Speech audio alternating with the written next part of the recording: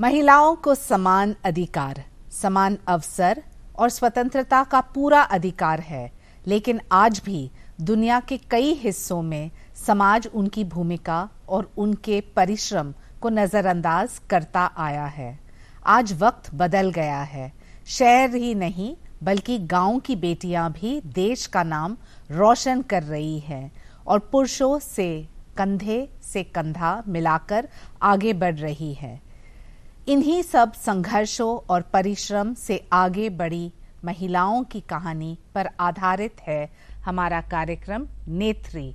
नमस्कार, स्वागत है आप सबका हमारे विशेष कार्यक्रम नेत्री, महिला सांसद और उनकी कहानियां। मैं हूं शाइना एनसी और आज हमारे साथ मौजूद है साध्वी निरंजन ज्योति, जो कि फतेहपुर से लोकसभा सांसद है।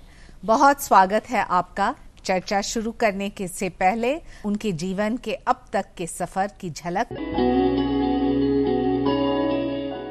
उत्तर प्रदेश का जिला हमीरपुर में यमुना तट पर बसा है एक छोटा सा गांव पतियोरा। यहीं साल 1967 में श्री अच्युतानंद और शिवकली के घर एक बेटी ने जन्म लिया। माँ बाप ने प्यार से नाम रखा निरंजन ज्योति। ज्योति अपने 3 भाइयों बहनों में दूसरे नंबर पर है। मजदूर परिवार में जन्मी निरंजन ज्योति का बचपन बेहद गरीबी में गुजरा, लेकिन किसे पता था कि ये छोटी सी बच्ची आगे चलकर बड़ा नाम करेगी और सांसद और केंद्र में मंत्री बनेगी। निरंजन ज्योति बचपन में पिता के साथ खेतों में काम करती थी। कैनाल की खुदाई करती और मजदूरों के साथ फावड़ा चलाती। कम उम्र में ही ज्योति को समाज सेवा और आध्यात्म की तरफ रुचि होने लगी थी, जिसके चलते वो ब्रह्मलीन स्वामी अच्युतानंद शास्त्री के शरण में चली गई और उनसे शिक्षा दीक्षा लिया और वो निरंजन ज्योति से हो गई साध्वी निरंजन ज्योति। सन्यासी होकर आध्यात्म की यात्रा के साथ साथ 12वीं की शिक्षा प्राप्त कर सामाजिक जीवन में भी सक्रिय हो गई। यूं तो साध्वी निरंजन ज्योति के लिए राजनीति में आना इतना आसान नहीं था। साल 1984 में पूरे देश में राम मंदिर आंदोलन शुरू हो चुका था। इसी बीच सिवान के एक नेता द्वारा दिए गए विवादित भाषण ने साध्वी निरंजन ज्योति को अंदर से बेचैन और झकझोर कर रख दिया, जिसके बाद वो विश्व हिंदू परिषद से जुड़ी और राम मंदिर आंदोलन में सक्रिय हो गईं। यहीं से शुरू हुआ साध्वी निरंजन ज्योति का राजनीतिक सफर। हमारी सांसद श्रीमती निरंजना ज्योति बहुत स्वभाव शीतल की हैं और घर घर जाती हैं, अच्छा व्यवहार करती हैं, हमारे सुख दुख को देखती हैं और हमारी बात को सुनती हैं। जो हम अपनी समस्या लेके जाती हैं, कहीं ले गई कि हमारे गांव में कॉलोनी नहीं है, कच्चे घर बने हैं, कभी हमारे हैंडपंप नहीं है, कहीं हमारे यहाँ विद्यालय नहीं है, तो हमारी समस्याओं को समाधान करती हैं और अच्छे से बात करती हैं, आती जाती हैं घर में, अच्छे से मीटिंग बना के सुनती हैं। साल 1990 में वो भारतीय जनता पार्टी से जुड़ी और 2002 में उत्तर प्रदेश के हमीरपुर विधानसभा सीट से भाजपा प्रत्याशी के रूप में पहली बार चुनाव लड़ी। हालांकि वो जीत हासिल नहीं कर पाई। इसके बाद 2003 में उन्हें उत्तर प्रदेश बीजेपी के प्रदेश कार्य समिति में विशेष आमंत्रित सदस्य बनाया गया।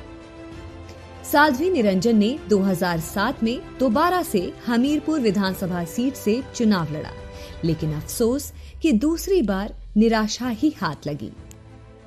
इन सब के बावजूद साध्वी निरंजन ने अपना हौसला और धैर्य नहीं खोया। 2010 से 2012 तक वो उत्तर प्रदेश भाजपा की प्रदेश मंत्री रहीं। तीसरी बार उन्होंने 2012 में विधानसभा सदस्य का चुनाव लड़ा और हमीरपुर से जीत हासिल की।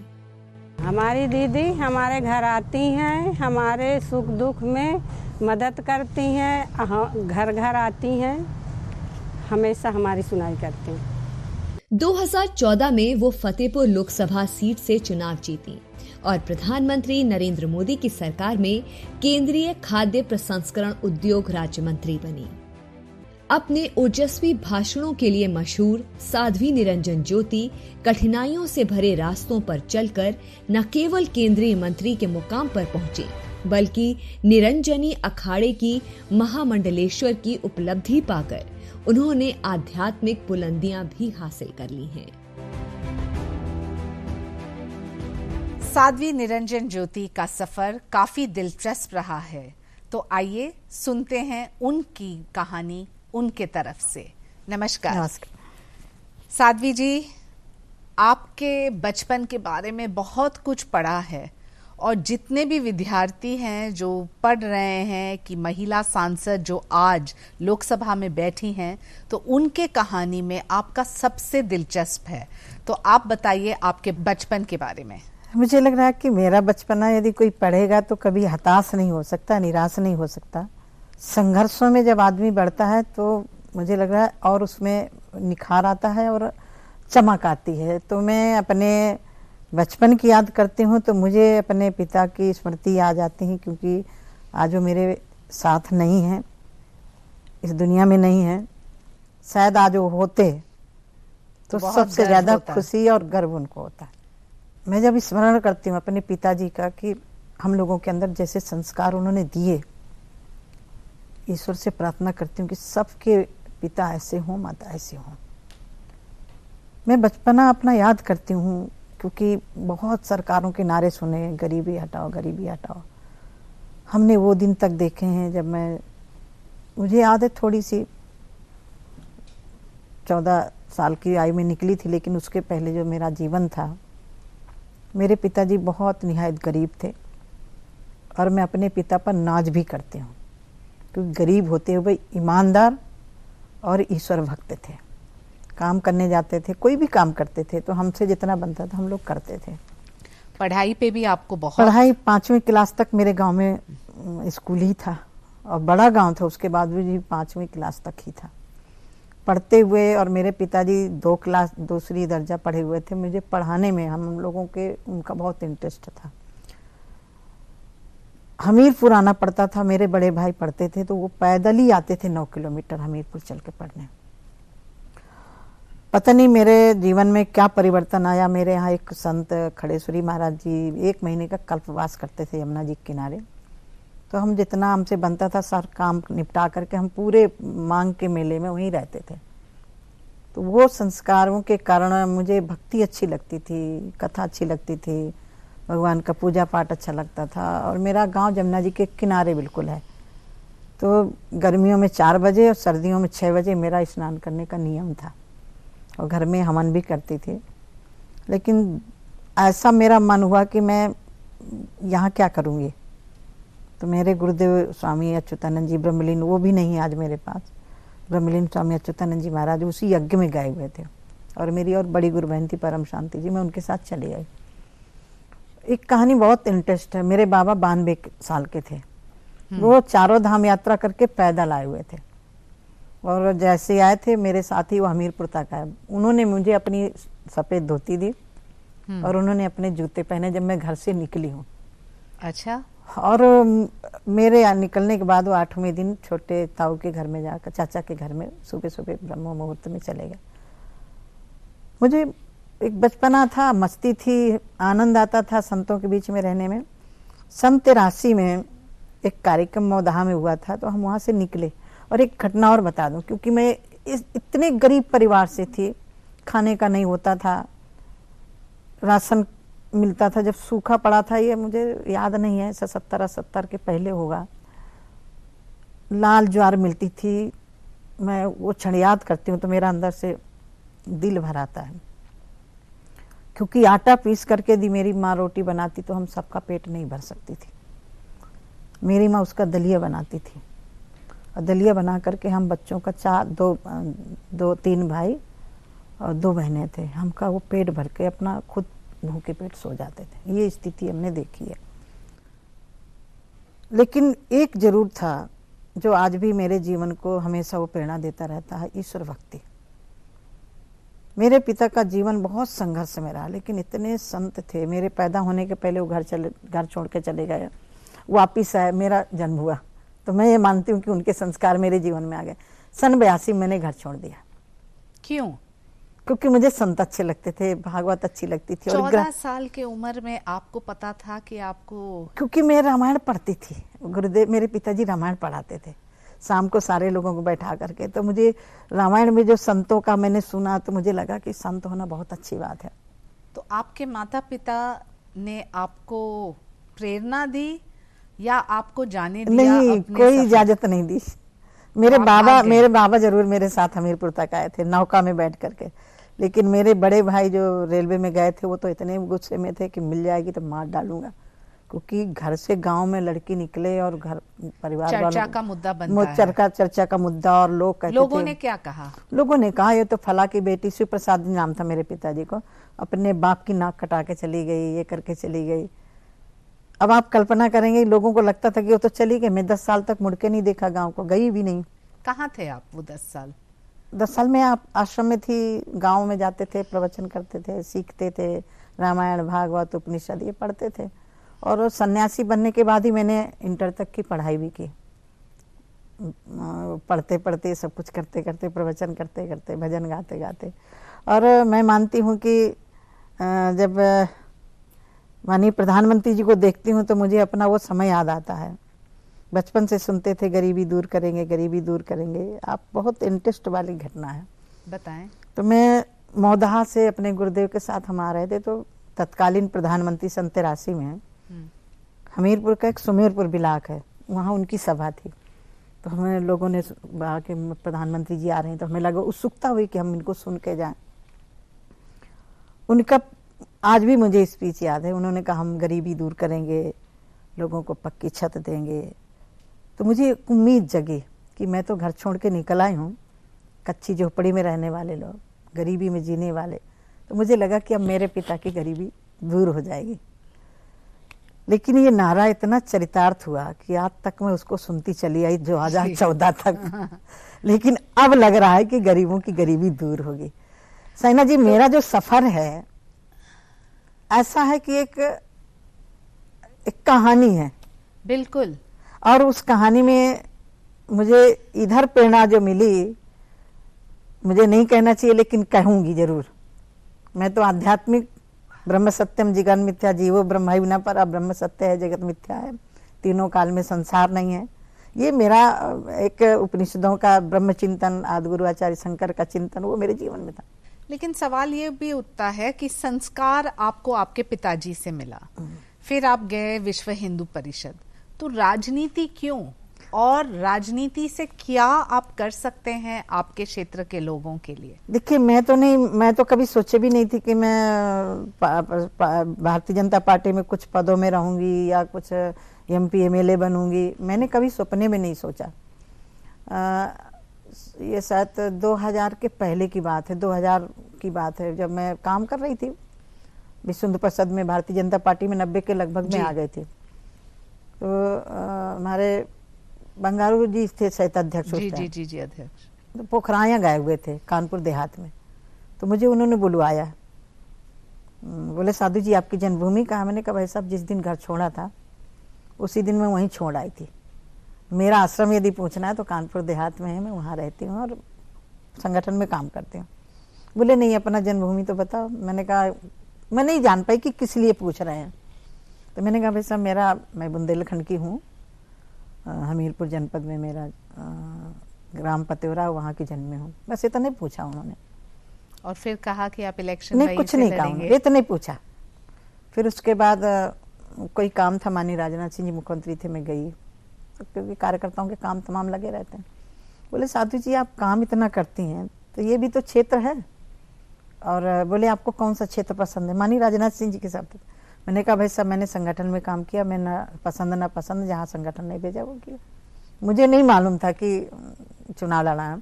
तो बोले देखो सुनो, हमीरपुर देखो, हमीरपुर में थोड़ा लगाओ। 2002 में फिर टिकट हो गया मेरा चुनाव में।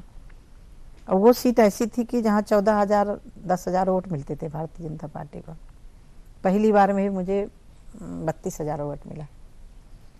हार गई 5,000 के लगभग वोटों से, लेकिन मैं लगी रही वहाँ। मंजिल कठिन, हाँ, लेकिन हौसला बुलंद। मैंने कहा कि इसको तो मैं निकाल के मार। मुझे 2009 में लोकसभा का कह रहे थे हमीरपुर से। मैंने कहा मैं अभी लोकसभा नहीं लड़ूंगी। मैंने कहा जिस सीट को लोग कमजोर कहते हैं मैं इसी से एक बार एमएलए जरूर बनूंगी। 2007 में हारी, लेकिन 12 में आकर के 64,000 वोट पाकर 15,000 के लगभग लीड लेकर के मैं एमएलए बनी। प्रदेश में मंत्री रही, प्रदेश में उपाध्यक्ष रहे। नहीं मालूम था कि पार्टी मुझे लोकसभा भी लड़ाएगी। मेरा विधानसभा क्षेत्र अलग और फतेहपुर से मुझे लोकसभा लड़ा दिया। जनता पर मुझे गर्व है कि मेरी जनता ने मुझे भरपूर सहयोग दिया। 1,87,000 से लीड दे करके मुझे भेजा। उसके बावजूद भी मुझे फर्क नहीं पड़ा कि मैं कहाँ पहुंची हूँ। लेकिन जब पार्लियामेंट में आई तब पता चला, तब मुझे लगा कि ये भी मेरे लिए सपना है क्या। कई बार मुझे लगता है कि मैं कहीं सपना तो नहीं देख रही, क्योंकि मैंने कभी सोचा ही नहीं था। लेकिन जब माननीय प्रधानमंत्री जी सेंट्रल हॉल में जब बोल रहे थे कि मेरी सरकार गांव गरीब के लिए समर्पित है, मुझे लगा कि अब गरीबों का भला होगा। और आज सच में झुग्गी झोपड़ी में बैठे हुए को जब पक्का मकान मिलता है ना, प्रधानमंत्री आवास तब उसको लगता है, तब मुझे लगता है कि हो सकता है कि हमें उसमें शामिल होकर के गरीबों को ये देने का था। बहुत सारे ऐसे योजनाएं हैं जिनसे आपके फतेहपुर के वोटर्स को भी फायदा हुआ होगा, लेकिन सवाल ये उठता है कि जो आपको महिला सेंट्रिक एक योजना का नाम देना है तो वो कौन सा होगा? देखिए, उस बार में थी फ्रूट प्रोसेसिंग में, और छोटी योजना जो आई वो माननीय मंत्री हरसिमरत कौर जी थी, मैंने बैठक में रखी थी। मैंने कहा कि बड़ा प्रोजेक्ट मेगा फूड पार्क तो बड़े लोग आएंगे लगाएंगे, लेकिन छोटी यूनिट जिसमें हम महिलाओं को, किसानों को, अन्य लोगों को भागीदार कर सकें, तो उसी में छोटी यूनिट ला करके वो बहुत बड़ा काम हुआ। भी हम लोगों ने कोल्ड चेन देने का काम किया। लेकिन इस मंत्रालय में महिलाओं को जो भरपूर काम मिलना चाहिए, और मुझे अपनी समूह की महिलाओं पर भी गर्व भी है कि कोरोना काल में उन महिलाओं ने इतना काम किया, मास्क बनाया, सैनिटाइजर बनाया, दीदी किचन भी चलाया, वो बचत कर जैसा। आज पूरे देश में जो महिलाओं का एक समूह है। मैं एक और आपको उदाहरण बता रही हूँ। मैं बांदा जिले में गई थी तो एक महिलाओं का समूह आया। उन महिलाओं ने 4 व्हीलर भी ले लिया। वो जो पैदल चल के काम करती थी, अभी अब महिलाओं को गांव में जगाने का काम करती थी, तो 4 व्हीलर से जा रही हैं, ट्रैक्टर ले रही हैं, बोर करवा करके खेती कर रही हैं, अच्छी फसल उगा रही हैं। परिवर्तन ये दिखाई पड़ रहा है। और ये परिवर्तन माननीय प्रधानमंत्री आदरणीय नरेंद्र मोदी जी के कारण आया। एक हौसला बढ़ा है कि एक चाय बेचने वाला का बेटा प्रधानमंत्री बन सकता है। मुझे तब लगा जब उन्होंने शपथ ली, तो मुझे लगा कि जब चाय बेचने वाला यहाँ प्रधानमंत्री बन सकता है तो मैं पार्लियामेंट क्यों नहीं पहुंच सकती। थोड़ा चलाने वाले बाप की बेटी। साध्वी जी, मैं आपको पूछना चाहती हूँ कि कहते हैं कि महिला का समर्थन नहीं करती है, और खास तौर से राजनीति में पुरुष तो मानेंगे कि उनकी जगह एक महिला ले रही है, तो एक असुरक्षा की भावना।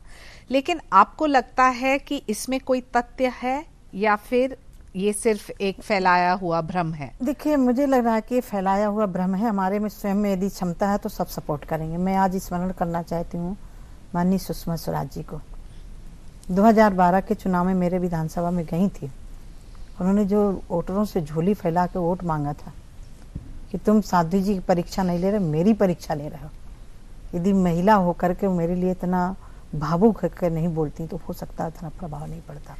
लेकिन आप देखने जाएं तो गिने चुने आपके जैसे प्रतीक और मिसाल दोनों हैं।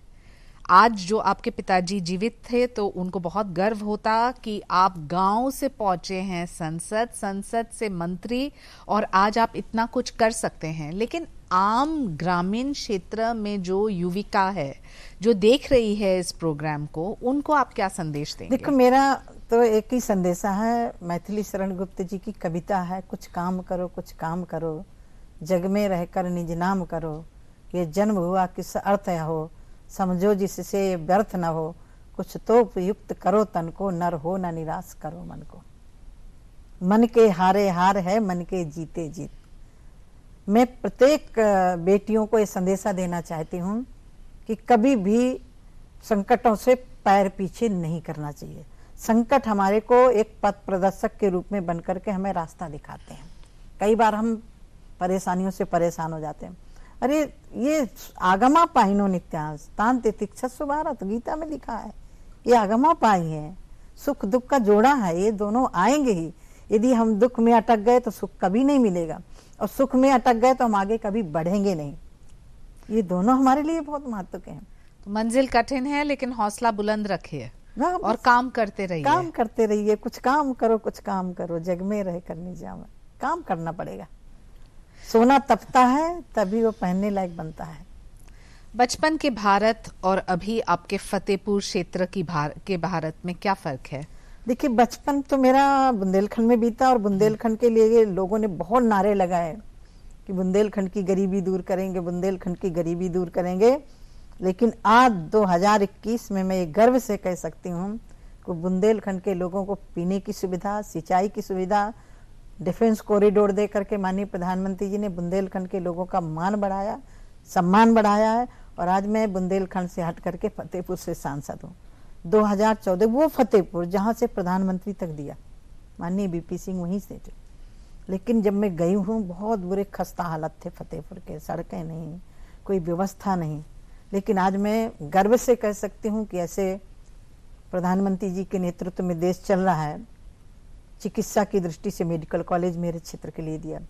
इतना बड़ा जनपद, वहाँ केंद्रीय विद्यालय नहीं था, केंद्रीय विद्यालय मेरे जनपद में हुआ। महिलाओं की परेशानी, गैस की दिक्कत हमने मुफ्त में दिया। लेकिन आज मेरे जिले में पाइपलाइन से गैस पहुंच रही है। ये 2014 के बाद सब कुछ हुआ। तो फतेहपुर के लिए तो मैं जितना कर सकती हूँ कम है, शिक्षा की दृष्टि से, स्वास्थ्य की दृष्टि से। और आज मैं ये कह सकती हूँ कि मेरे जनपद में पाइपलाइन से पानी की सप्लाई भी शुरू होने वाली है। पिछले 84 की पानी टंकी हुई थी, अब इस बार तो 2022 तक कोई गांव नहीं बचेगा। तो ये मैं तो गर्व करती हूँ, जहाँ बुंदेलखंड के लिए कह रही हूँ वहीं अपने फतेहपुर के लिए कह रही हूँ। और साध्वी होने के नाते आप राम जन्मभूमि को लेके अयोध्या का भव्य मंदिर भी आपके... मेरे लिए तो सपना था, और मुझे लग रहा था कि हम लोगों के सामने ये साकार हो पाएगा कि नहीं हो पाएगा। मैं कोर्ट की भी आभारी हूँ, अभिनंदन भी करती हूँ। वहीं माननीय प्रधानमंत्री जी की इच्छा शक्ति का भी अभिनंदन करती हूँ, जिन्होंने जिस यात्रा को लेके हम निकले थे वो यात्रा हमारे सामने ही सफल हुई। बहुत अच्छी बात आपने कही, लेकिन अफसोस की बात यह है कि अभी भी पार्लियामेंट की बात करें तो सिर्फ 14% महिला हैं।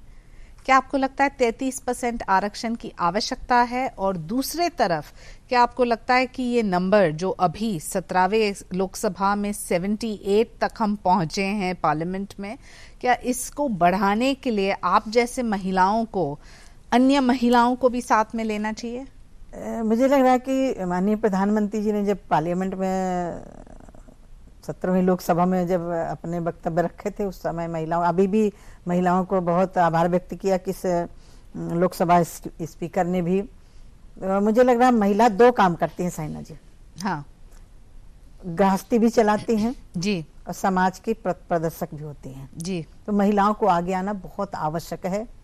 घर गृहस्थी जितनी अच्छी तरह से महिला चला सकती है, कोई नहीं कर पुरुष सकता। नहीं चला सकता। मैं पुरुष की दुश्मन नहीं हूँ, लेकिन जब महिला काम कर सकती है, और आज मुझे गर्व होता है कि जब 26 जनवरी को परेड में देखती हूँ महिलाओं को, तो लगता है कि नहीं, कोई क्षेत्र खाली नहीं है। साध्वी जी, पॉलिटिक्स और धर्म, एक तरफ आध्यात्मिक अप्रोच और दूसरे तरफ राजनीतिक दृष्टि से कैसे आप ये तालमेल संभालते हैं? देखिए, हमारे शास्त्रों ने कहा यह तो विद्या निश्रेय सिद्धि। मेरे गुरुदेव युगपुर स्वामी परमानंद जी महाराज, जो मेरे गुरुदेव के गुरु भाई हैं, उन्होंने एक पुस्तक लिखी है, 2 दिशाओं की यात्रा एक साथ। ये संभव नहीं लगता, पूर्व और पश्चिम को जाना संभव नहीं है, लेकिन 2 दिशाओं की यात्रा एक साथ कैसे संभव है? जैसे जितना वृक्ष नीचे जाएगा, जितनी गहरी जड़ें होंगी, उतनी ही वो विशाल भी होगा और टिकाऊ भी होगा। तो आध्यात्म में हमारी जड़, और समाज का कार्य है ऊपर वृक्ष और फलाना। और मैं मानती हूँ कि जितना व्यक्ति आध्यात्मिक होगा उतना ही परिपक्व होकर के समाज में काम कर सकता है और विचलित नहीं होगा। अध्यात्म हमें सिखाता है कि विचलित नहीं होना। अध्यात्म हमें सिखाता है टिकाऊ रहना। जैसे आपने समुद्र को देखा है, समुद्र में ऊपर लहरें चलती हैं, लेकिन यदि आप अंदर जाएंगे तो बिल्कुल शांत जल रहता है। ऐसे ही हमारा मन आध्यात्म में जब जाता है तो शांत हो जाता है, तो जब समाज में काम करना है तो कर्तव्य मान के करते हैं। वो मैं इसीलिए नहीं कर रही हूँ कि मुझे पद से सुशोभित होना है, मेरा कोई सम्मान करेगा। मैं तो इसको एक सेवा भावना समझ के, और मैं क्योंकि हम प्रारब्ध और पुरुषार्थ दोनों मानते हैं, तो हो सकता है कि मेरे प्रारब्ध में हो या करना। सही बोला आपने। लेकिन एक सवाल उठता है, स्पर्धा नहीं है पुरुष के साथ, लेकिन क्या आपको लगता है कि महिला ज्यादा सक्षम है, ज्यादा ईमानदार है और ज्यादा मेहनती है, या ये कोई स्पर्धा का मुद्दा होता है या नहीं? नहीं, देखिए स्पर्धा से आदमी आगे नहीं बढ़ सकता, काम से बढ़ सकता है। बहुत अच्छा लगा आपकी कहानी सुनते, और ये थी हमारी महिला सांसद साध्वी निरंजन ज्योति की कहानी, और आज महिलाओं के लिए एक प्रेरणा है। आज के शो में बस इतना ही, फिर मिलेंगे किसी और महिला सांसद और जानेंगे उनके संघर्षों की कहानी। मुझे अनुमति दीजिए, नमस्कार।